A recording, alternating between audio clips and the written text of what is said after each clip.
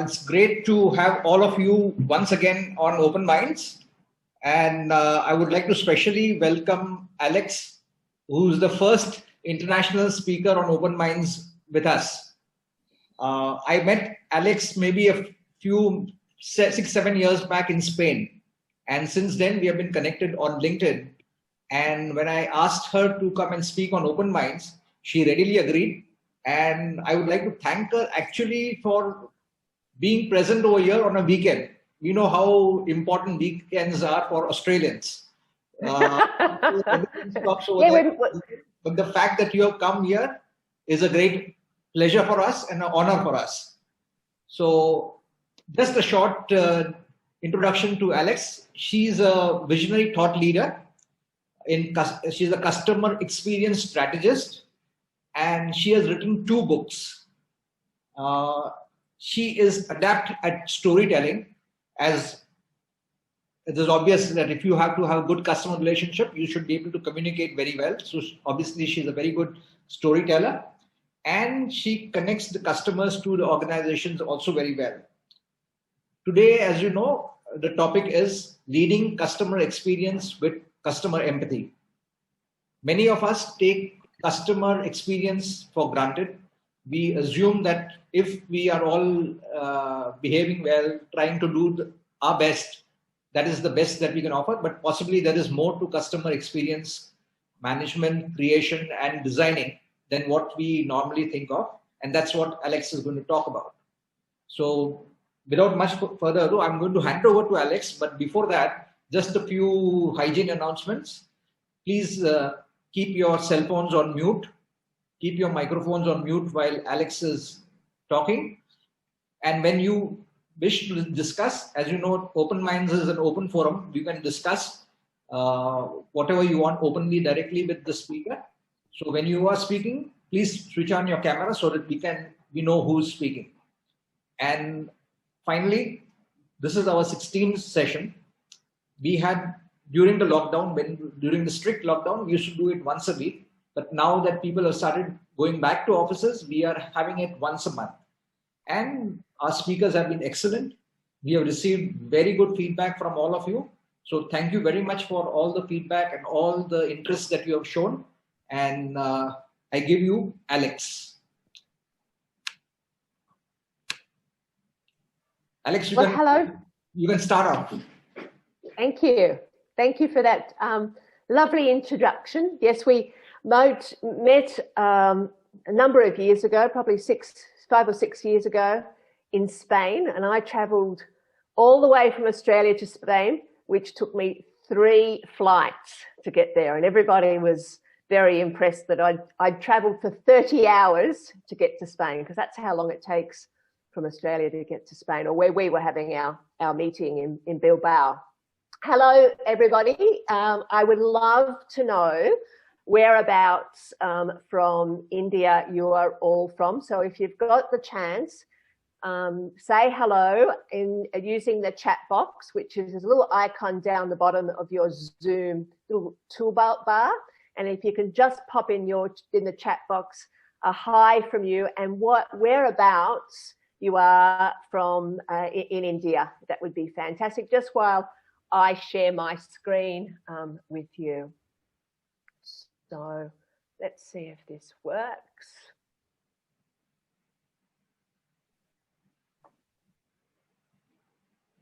How's that? Have we got a shared screen there? Can you see my screen? Yes, we can. Good, perfectly. Good, all right. Well, thank you for that kind introduction, Tarab. You're quite right. I am a customer experience strategist, and I work for an organisation here in Sydney, Australia, called All Work Together, and we specialise in customer experience strategy, CX research, and also customer experience design. And we help organisational leaders solve problems like customer churn, retention of their customers, customer loyalty, and also growth. And we're best known for connecting customer and culture and helping the people within the organization put the customer at the center of the needs of the business's thinking and problem solving and decision making. And our approach integrates two areas. It integrates emotional intelligence and also CX management to help make customer centricity sticky within the business. As Sarah mentioned, I'm also the author of two books, Customer Empathy, A Radical Intervention in Customer Experience Management. And I also do a lot of speaking. Sorry about that. I'm just trying to get my tools here right. A lot of speaking on customer experience as well. So that's a little bit about me. And what I wanted to do is just show you my book, Customer Empathy. Here it is. This is my second book, and that's just been published in the last 6 months. And I've got something special for you all today, and that is when you buy a copy of my book, Customer Empathy, from the website customerempathy.com, I'll make sure that your copy is personally signed by me with a special little note. So if you'd like to order a book after my discussion with you today, you think it's quite interesting and relevant to your practice in customer experience management, then I'll send you a signed copy. Well, today's masterclass is all about leading customer experience with customer empathy.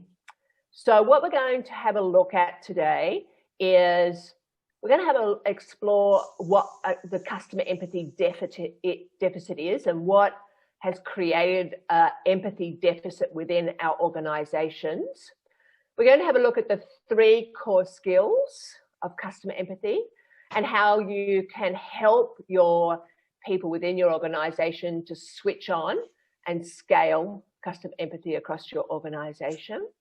But first, and then we're going to have, after the presentation, a Q&A where you and a sharing of reflections. So you can ask questions or share your thoughts, or maybe you might even want to share with everybody what's going on in your organizations that's causing some blocks or stopping you from moving forward with your customer experience strategy.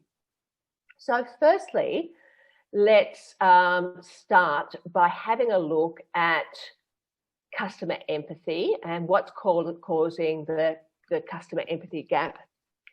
Now, if you were to Google what are the benefits of customer experience, you'd find 1,810,000,000 pages of articles and posts and blogs and research and market intelligence that shows that customer experience enhances value for customers and differentiates one brand from the next, and it also drives customer experience growth. But here's the problem. Performance reports from the world's largest consultancies also show that current CX management practices are not only failing organizations, but they're not benefiting the customers how we expect it to be benefit. Now, let me give you an example. Forrester, who is a global research consultancy, their CX index showed again that CX excellence remains elusive for the majority of organizations. In fact, 81% of CX scores remained stagnant. And the majority of CX front runners, the leaders of CX, were repeats from previous years, and that most CX gains were so small that it rendered them statistically insignificant. And, I was interested in this. I was interested in why, with so many organizations investing billions of dollars, why was there at best incremental gain in terms of how we measure CX? And in my work, I've actually noticed what I call a CX gap, an empathy deficit. Now, this empathy deficit has been perpetuated through a shortfall in empathetic leadership, like we see when our CEO talks about being customer-centric, but their actions are really business-centric, and that means that they're putting, driving profits at any cost. We're seeing it perpetuated through a siloed mentality in organisations. And silos, functional silos, whilst they help drive productivity and efficiency, they also dampen down customer experience. And you see this when you're trying to call a large enterprise and you're trying to fix a problem with a large enterprise, like a billing problem, and you'll hand it off from one department to the next. And we see the empathy gap perpetuated through our obsession with CX scores. And this has reduced customers to numbers within our organisation rather than human beings. So let's have a look at scores within our CX scores within our business. Because don't get me wrong, CX scores absolutely have a role in our business and has a really important role in reporting. But many times I've had conversations about an organisation's CX scores without ever discussing customers and customers' needs. Let me give you an example of how this usually plays out in an organisation. And it plays out in a lot of organisations. At the end of each week, your CX scores are updated, and you see that week's scores on your computer dashboard, and it shows that your CX score has actually dropped by, half a point.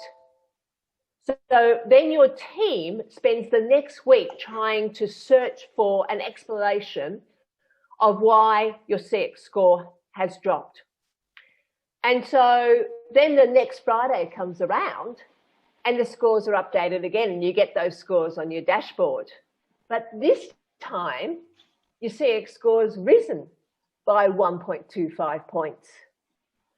And so the hunt for last week's drop is left in favour to looking at the reason for the net gain. And this happens in organisation week after week after week after week. And this type of activity, what we call score chasing, is leading organisations to what we call a score obsession, where getting higher scores becomes more important than focusing on making a difference in our customers' lives. I've seen scores have an effect where scores are reducing the visibility of customers, and it becomes a barrier to knowing and understanding and caring about them, because at the end of the day, scores are not really an expression of humans, are they? Humans are about how we connect. They're not about numbers and scores. And that's the essence of what customer experience is all about. Customer experience is about people, our customers, and how they feel, their experiences. And so as leaders, we need to connect emotionally with our customers and humanize the management of CX, and to help us help our teams and the wider business understand the customer from their perspective and how our customers feel about the experiences with us. And I've chosen this image on screen because being a human is like a beautiful piece of music, because music is about emotions, and it evokes, when you listen to a beautiful piece of music, it evokes memories, and it can evoke happiness and sadness and tears and laughter, and can evoke our aspirations. But that beautiful piece of music can't be represented by a number, because that number can't evoke any emotions. It's something for us to think about. Well, let's have a look at what the face of empathy looks like, because empathy can be best described as deep human-to-human connection. It actually happens when two parts of our brain works together. When your emotional center perceives the feelings of another person, and your cognitive part of your brain tries to make sense of the way that they're feeling so that you can help them. So I like to think of customer empathy as understanding your customer's perspective, feeling what they're experiencing, and using this perspective in your thinking and your problem solving and your decision making. And that's why customer empathy is so critical if you're wanting to shift your organization from business bias mindset to customer-centric perspective taking. I'd like to just give you a little insight on the types of empathetic leadership that we're seeing in business and in our community today. We all know of Mother Teresa. We all know the Dalai Lama, Gandhi, and Barack Obama is even an empathetic leader. Then there's the authors and social commentators like Brené Brown and Frans de Waal, who specializes in the study of empathy in primates. And then there's the authors like Helen Rees and Jamal Zaki. If you have a look at business, you'll find empathy in businesses like Slack and Warby Parker and Airbnb and even Amazon. The photograph that you have on screen is of the New Zealand, of the Prime Minister of New Zealand, and her name is Jacinda Ardern. And this is a photograph after a terrorist attack on New Zealand about a little over 12 months ago. And I think of this as the face of empathy today. You can see that Prime Minister Ardern is looking forward. Her brow is raised with concern, and she's showing a symbol of empathy by wearing a hijab. Unusually for a prime minister or a president of a country, she's not speaking. And she doesn't show any sign that she's about to launch into a political speech. She's just sitting there listening. And this is the face of empathy. And this is an image that resonated all around the world. And it showed us that actually being empathetic is a really powerful leadership quality.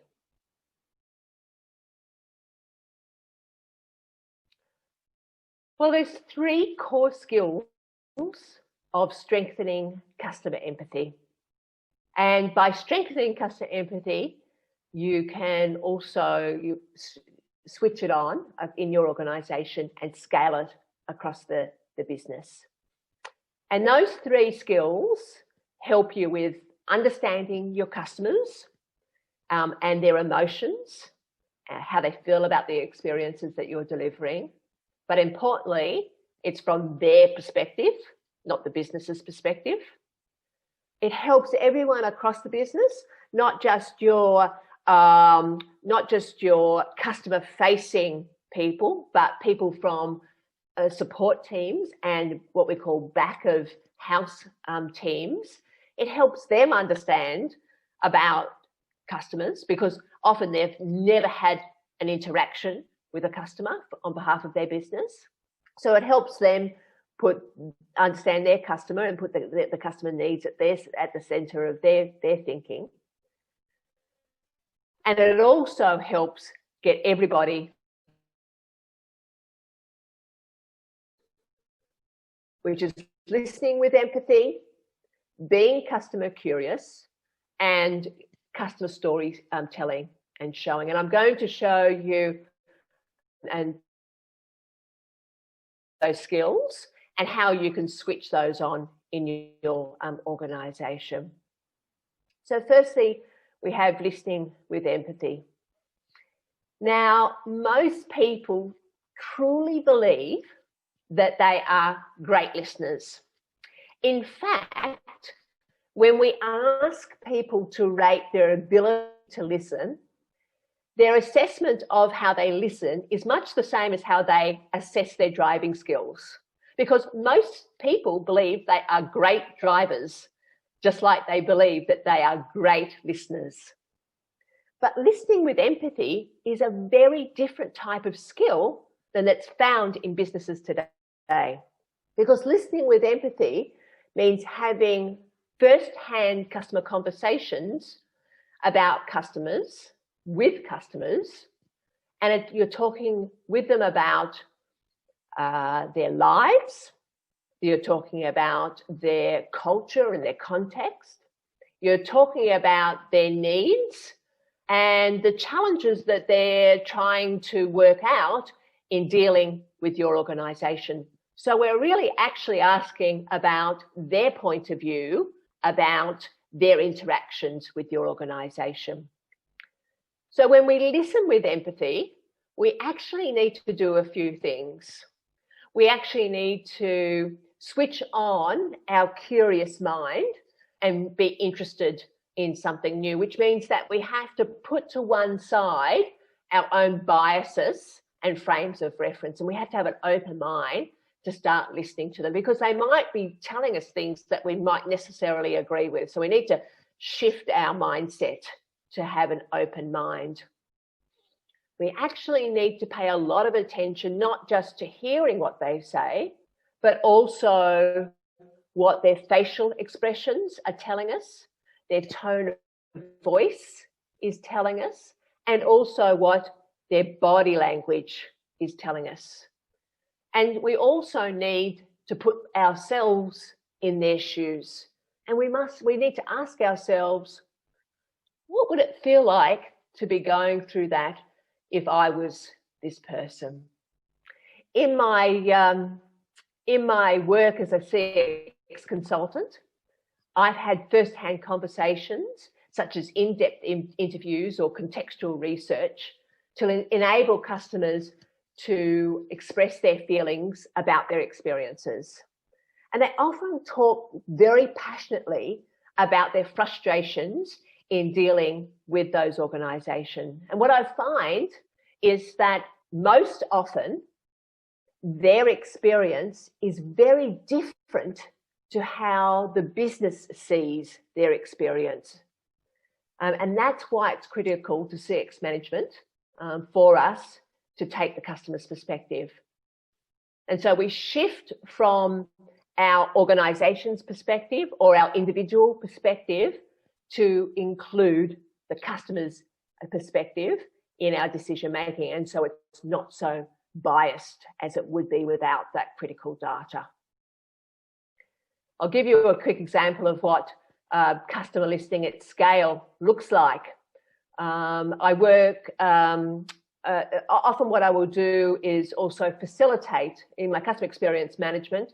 I also facilitate lots of conversations. And I was having a conversation with an insurance company, and they were talking about how they switched on and scaled their organisational listening. at their annual leaders conference.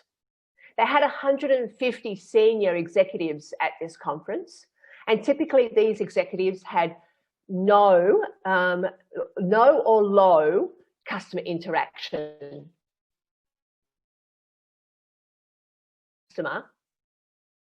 On this day, so 150 of them called a customer to ask them how their experience was and to thank them for being a customer. Some of the customers, as I said, some of the executives have never spoken to a customer, ever. They've never taken the opportunity to step from behind their desk and interact with customers. And yet every day their opinions were contributing to decisions that impact their customers. So the benefit to them of the listening at scale was that it gave the executives a chance to walk in their customers' shoes and take the time out to have and hear and feel what it was like to be a customer of their business and take the customer's perspective.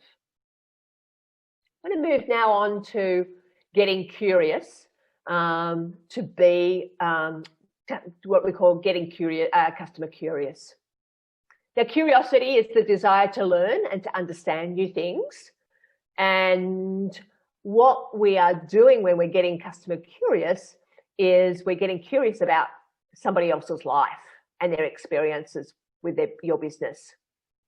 It really means we're asking to that person to give us more information about their specialized. And in my CX training, I'm nervous about asking the wrong question. And so what I suggest to them is questions like going on a first date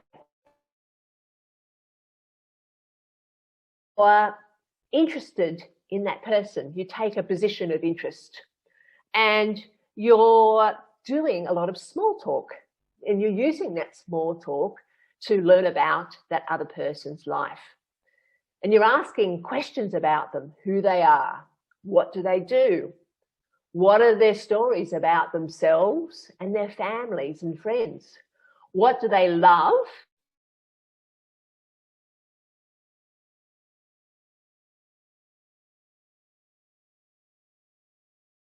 apply to being customer curious.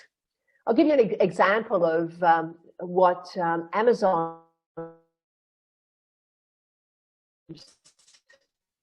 and Jeff Bezos is the CEO and founder of Amazon. Now, Amazon online market in America for the third year running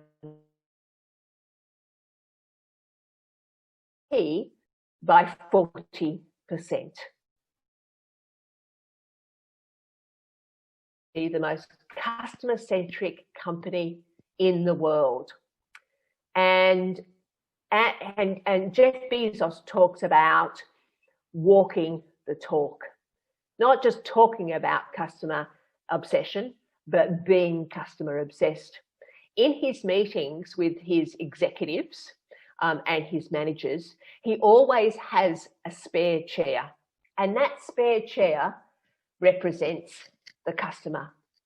So when him and his team is going through the process of making decisions about to do with customers and to do with the business, he always asks the chair that represents the customer, what would our customers think about that? And using that simple question, what would our customer think about that? That promotes being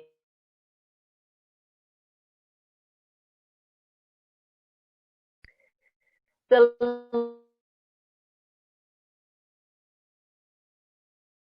stories and developing our storytelling and story showing. You know, stories are very much part of our human evolution. They are how we learn and share knowledge.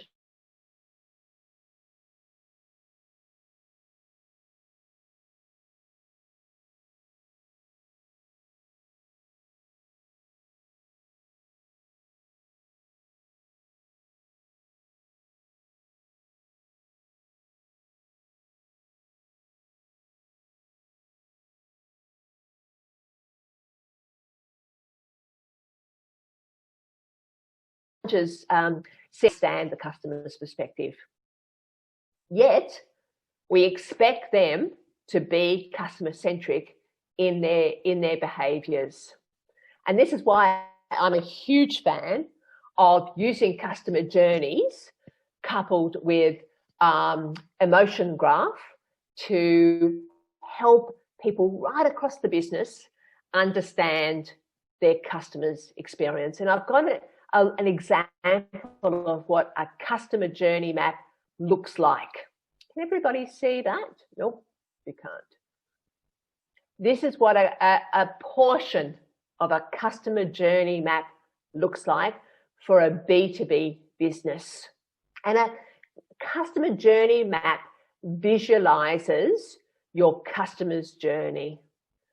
Now, the best practice of journey mapping is to use aggregated data from your first-hand customer conversations combined with other data sources like your social media data, your operations data, and as well as your CX data. These maps are usually, you know, a number of meters long. And so when we present a customer journey map to an organization, they usually stretch all around the walls of the business. The wonderful thing about customer journeys is that they use data to humanize the experience because they use visual language. They help to drive organization-wide cross-functional alignment because each department delivering the experience, and they also very easy and experience gaps. So along the top of the map, you'll see the different stages a customer goes through. You can see for this cohort of customers or this customer segment, they begin their journey with this business by commencing the engagement. Then they move into system migration and initiation, and then they move into adoption, and then business as usual. On different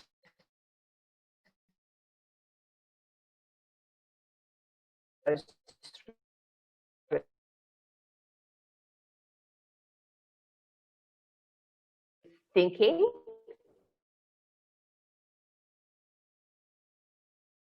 each of the journey. Down the bottom of the map, you will see what's called an emotion graph. And that emotion graph uses two types of visual language as a communication tool. It uses an emotion wave in terms of a graphical wave. You can see the peaks and troughs or the highs and lows of the customer experience. And you can also use the emoticons, which are a quick way to understand how the customer is feeling at that very time in their journey with the organization. The wonderful thing about journey maps is that they use all of the customer empathy skills. They use listening with empathy to understand the customer's perspective. They use being customer curious to learn about the customer's world. And they use storytelling to scale and help everyone in the business understand their customer's experience. Well, I'm going to hand over to you now. And to see if you have any reflections or questions. And Tarab, if you'd like to lead that conversation, I can't see. I don't know how you work this. Do you let anybody jump in, or are they used in the chat? How do you usually like to do that? People who want to ask you a question or want to give an opinion, then start speaking. So if you can stop sharing the screen, then the person can come online. You will have to stop. Okay. Yeah. There we go. No, your screen is still being shared. Stop sharing my screen. Yeah. I'll put that back on. And is that stopped sharing? No, it is. If I stop sharing? You will have to, 1 second. Let me see if I can do something over here. Oh, here we are. Yeah. I've got that. Yeah. Good. Yeah. And I can see now the fantastic list that everyone said hello and where they're from. That's fantastic.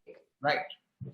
So in case people have any questions or any opinions, please unmute yourself and let's ask some questions. Okay. Before anybody asks, let me tell you, Alex, that today is a very unique thing that we are having one of the best and largest dealers of HP systems. He's participating with 15 of his people. So they've put up a big screen and they're listening to you, and possibly they'll gain a lot from your experience and whatever that you've spoken so far. And that's wonderful. That's wonderful. And hello to everybody. Yes. And one more important thing which you mentioned is that to develop customer empathy, you have to keep your minds open. So I think it's very good that you are speaking about open minds on an open mind session. Of course. So that's wonderful. So that's great. And the final thing which I wanted to say is that if you have to develop customer empathy, you have to not only communicate, but you have to also observe so many things in terms of the expressions, the actions which they are taking, the way they're sitting, the way they are talking. All those things are very important. And this is what lockdowns have taken away from us. So unless our customer-facing people go and meet customers, I think lockdown is going to be very bad for especially the service industry. So these are some. It will be detrimental because we will lose the element of that connection with our customers. Using Zoom flattens out that connection. Absolutely, absolutely. Great. So now it's open for everybody.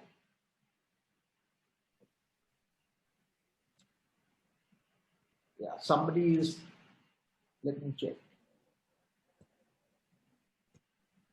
Either spoken very well, so nobody has any questions, or they have all the answers. Hello. Hi. Hi, Alex. Hi, Tarab. Hello. Hi. Hello, everyone. I was just listening, so forgive my appearance. I kind of just woke up. But I had a question with you, Alex. Like, when it comes to us understanding, your true customers' emotions and their reaction towards, let's say, your product or your organization or any of that, I want to understand, like, how would you figure out whether their responses to the questions you put across are genuine or not? And also, like, how do you decide or like make up your mind whether, okay, this is a positive feedback or not? I mean, positive in the sense, something that you can learn from or not. I mean, that is my question. Thank you. Okay, thank you. Well, I think firstly, I would like to approach those discussions that if the customer is going to give you some time, give you their personal time to talk about your organization, then they're going to be, time is one of the most valuable things that we have. So if they're sharing some of their time with you, then I find that they're most approaching that conversation with, genuine opportunity to help you understand their experience. What we do is that we don't take one conversation with a customer when we're doing this work in isolation. Our customer conversations are aggregated over a number of conversations. So we usually do a cohort of 12 people in those conversations, and we put all of those conversations together to see where the aggregation of that in terms of the highs and lows in the emotional responses lie. You're always going to have outliers in terms of emotional extremes, but you certainly can see through that aggregated data where the majority of people's pain points and experience gaps lie. So that's sort of the way that we can have a safety net to ensure that one customer is not represented as everyone's experience. Right. Experience. Okay. All right. Did I answer that question okay for you? Did I miss anything out? No, so that is what. So my concern was whether or not it could be a genuine response. And yeah, you had a point there where, if a customer is taking that time to, explain their, either their, eagerness or apprehensions or the joy or whatever it may be. That's, thank you. Yes. Thank you for answering that. And when you ask your questions, yes, you can often ask this, come back, loop your questions so that right. they're similar questions but phrased a little bit differently. Right. And so you ask the same question but a different way, and that gives you a safety net as well. It tests their response right. in regard to whether if you feel that that's maybe they've misinterpreted what you've asked, or maybe that that now that they've got that that issue off their chest, that in actual fact it wasn't as extreme as that they were talking about. And by asking the same question a second time, it gives you an opportunity to gauge that level of emotion associated with that question as well. Sure. But the aggregation of data is your safety net. Okay. And that person might be an outlier. Okay. Okay. Okay, we have sure. Thank you. Two more people wanting to ask. One is Anuradha. Anuradha, please go ahead. Anu, are you still there? Okay.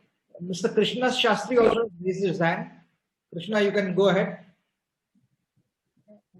You have to unmute yourself, Krishna.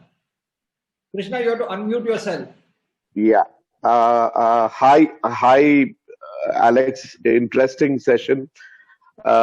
I have a question on, especially when you're talking about B2B, how much does technology play a role in these things when you're drawing up the customer journeys and the customer stories?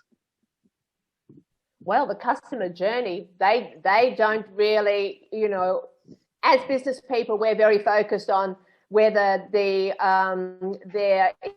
interactions are online, it's digital, it's offline, it's in-store.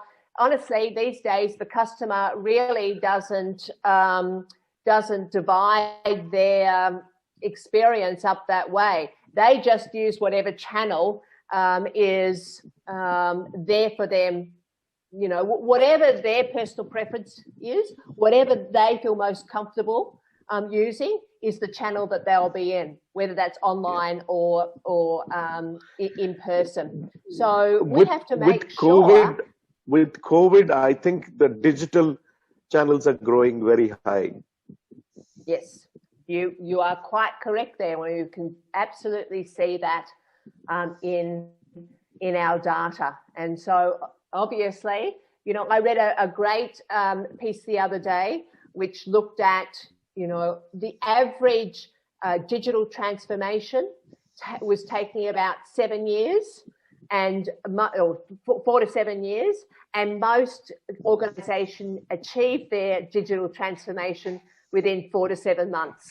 So digital very much has what we need to be really careful about right now is that we don't overlay the way we use digital to how our customers use digital. We can't make assumptions because our customers have a very new world that they're living in. Interesting. Okay. The lives has changed. People wanting to speak. Anu, will you please go ahead? Yeah, can you hear me now? Yes. Okay. Hi, Alex. Really nice hearing from you. Hello. Thank you. Good to see you and hear you too. Yeah, okay. My question was actually, in fact, I'm really happy to have a session on this, and thank you, Turav. Really nice to hear some expert talk about this topic. See, in the past, the organization I used to work with, we would run an operations-wise, business unit-wise customer satisfaction score. So we would call those CSATs, and we would try getting customer insights from those scores, and thereafter manage our business partner relationships.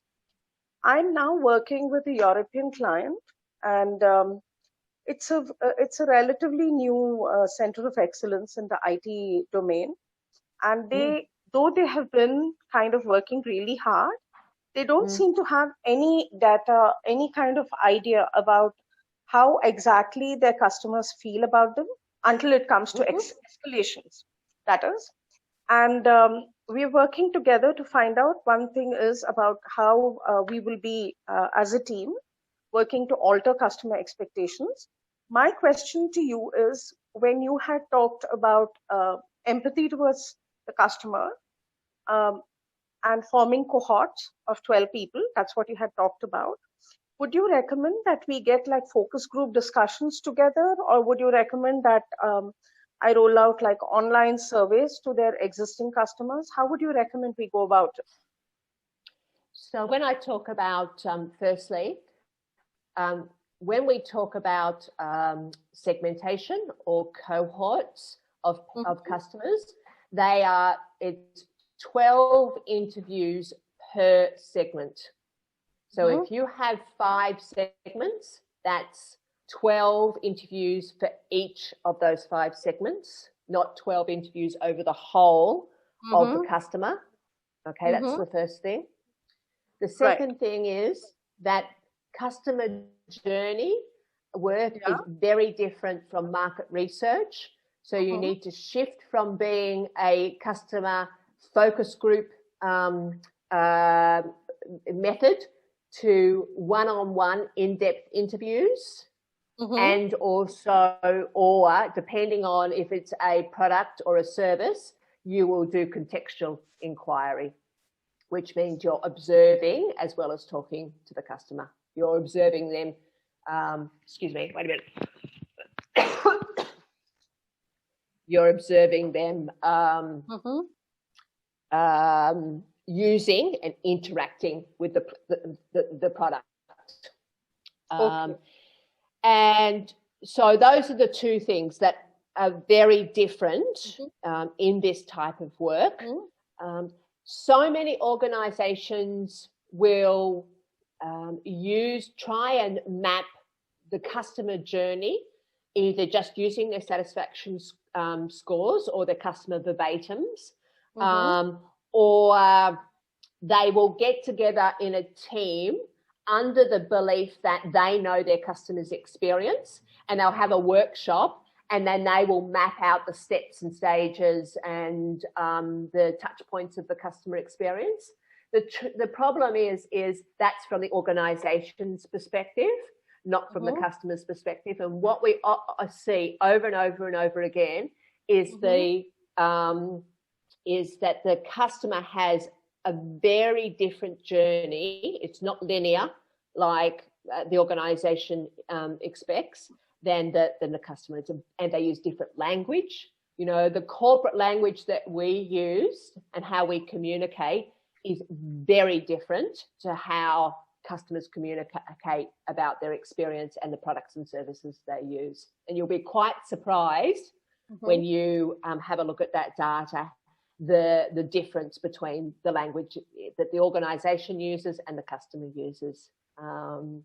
And so that's another thing that I get companies to focus on, is to step out of making assumptions and start to have conversations and use that data, aggregated data, then to map the journeys. If, with your permission, can I just add on a question to that? Sure. Absolutely. Yeah.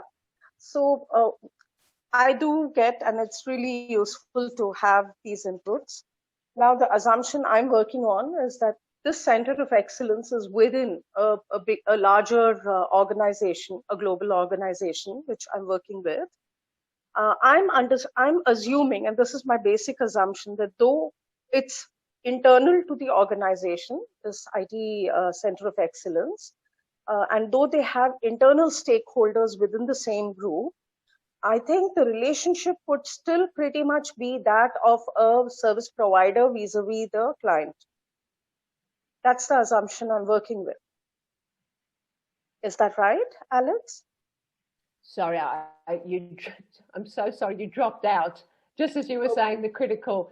What is the... Alex, I'm making a small assumption with the particular project I'm working on. See, this is an internal center of excellence that has been established somewhere in Europe to service a global group. It's a group with a global presence. Now, in terms this particular center of excellence that I'm representing and I am working with, services internal stakeholders, and that the business identities that it makes solutions for are part of the same group.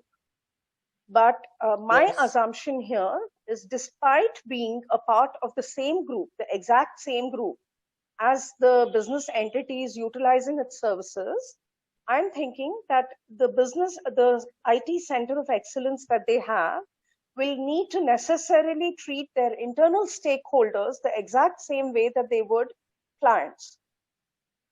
Do you have external customers? No. No external customers. So this is a government, it's a government. It's not a government. It's an MNC. Okay. Yeah. Okay. And so your customer is is your internal stakeholders.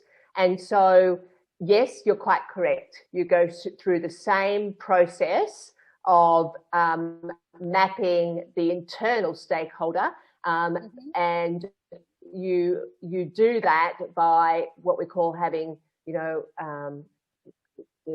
what we call a listening tour, but it's just a fancy word for having internal conversations to understand their experience with the organisation. That's providing you don't have any external customers.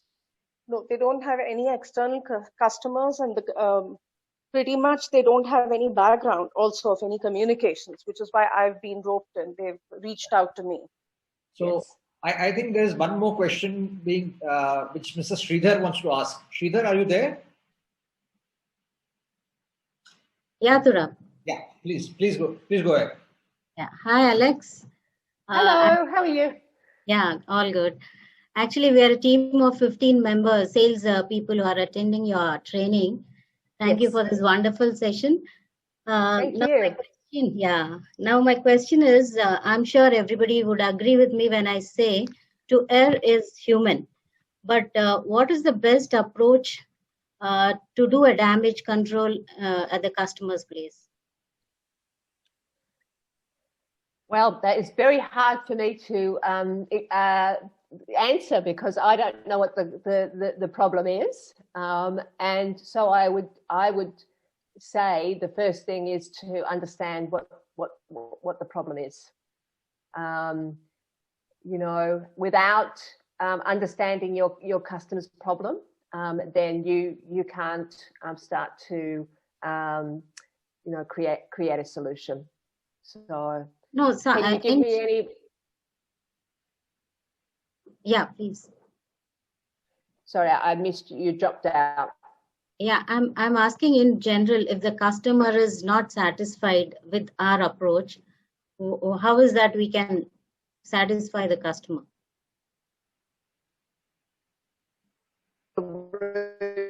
Cause of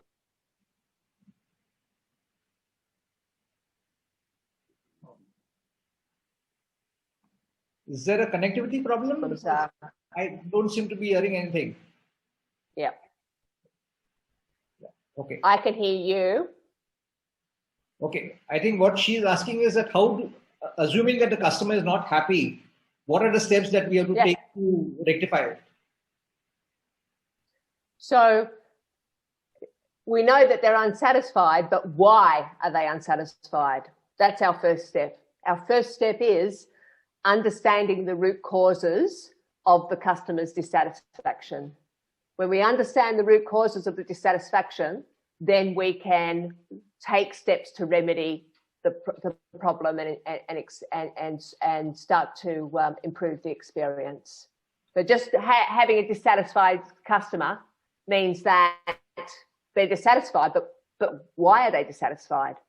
And that plays right into empathy. That plays into, well, let's find out. Let's get customer curious, and let's start asking questions and listening to our customers about why they're dissatisfied with our product or service offering. And that leads into, well, if they're dissatisfied, whereabouts? Is it the whole thing that they're satisfied with? Are they dissatisfied with trying to find and access our service offering or products? Are they dissatisfied with how we're selling and how they're purchasing our products and services? Or are they dissatisfied with how the product and service is working for them? Is it not solving the problem that they originally purchased it for? Are the promises that we've made to them? Is that not being translated into the products or services? Or can they not get through to us in customer service? So whereabouts in their journey are they dissatisfied with? And drilling right down to that very pointy end in terms of what are the root causes of the customer problem.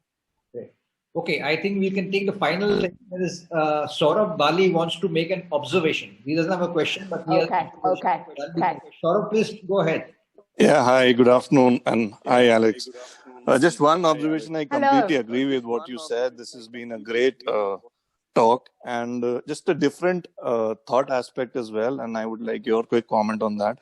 Coming from a people-oriented organization, and I completely agree when you say customer is the king, and we need to have that kind of connect with the customer. But to me, the definition of customer is slightly different, where it also includes our internal customers, which is our employees. And I believe we need to do the exact same things with that segment as well. So that is also a very important aspect when we go ahead and identify customer success to me. And like I said, coming from a people-oriented segment and our organization, that becomes very key for us.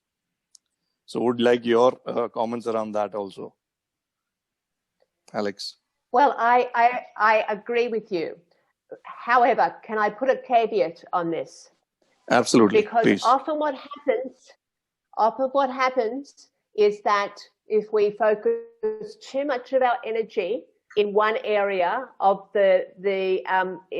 in one area of our ecosystem, our organization becomes internally focused again. And what our ambition with customer centricity is to have an outside-in focus. We know that when we map both the customer journey and the employee journey, where the pain points meet is where we start the work. The most painful moments are for customer and employee are the areas that most need our attention in terms of customer experience. And we also know that by improving the customer experience, improving those CX basics like ease and speed, that and we help ease and speed in terms and access using technology. It also improves the employee experience, because if employees are having to deal with customers that are frustrated and irritated with our service offering, that impacts their experience, their work experience, their day-to-day experience. So if we alleviate the customer's experience in terms of the customer's pains and frustrations, we also alleviate and improve our employees' experience. No, absolutely. Yeah, absolutely. Finding the right balance between external and internal customers is the key. And we need to act accordingly. Absolutely. Thank you so much. Yes. That's great. Thank you. So I think we are coming to almost to the end of it, because we are slightly overstretched our time. So thank you very much, Alex, for all those input. Thank you. And can I request my colleague Manupriya, if she's around, to propose a vote of thanks? Manupriya, are you around? Yes, I'm very much around. Hi, Alex. Thank you so very much. I think today empathy is one big thing today. Whether it's hello. Yeah. We can hear you. Yeah. So whether it's internal or with external customers, I think that is one point where we need to really work on. So thank you so very much for a wonderful session. And on behalf of Tempest Advertising, I would not only like to thank you, but also the esteemed members here who've joined in as audience, without whom the session would not have been so successful. Thank you very much once again, and thank you, and hope to see all of you in our next Open Minds, and have a lovely weekend. Thank you very much. Bye-bye. Thank you, everybody. Great to meet. Thank you, Alex. Thank you, Alex. Bye. Bye-bye.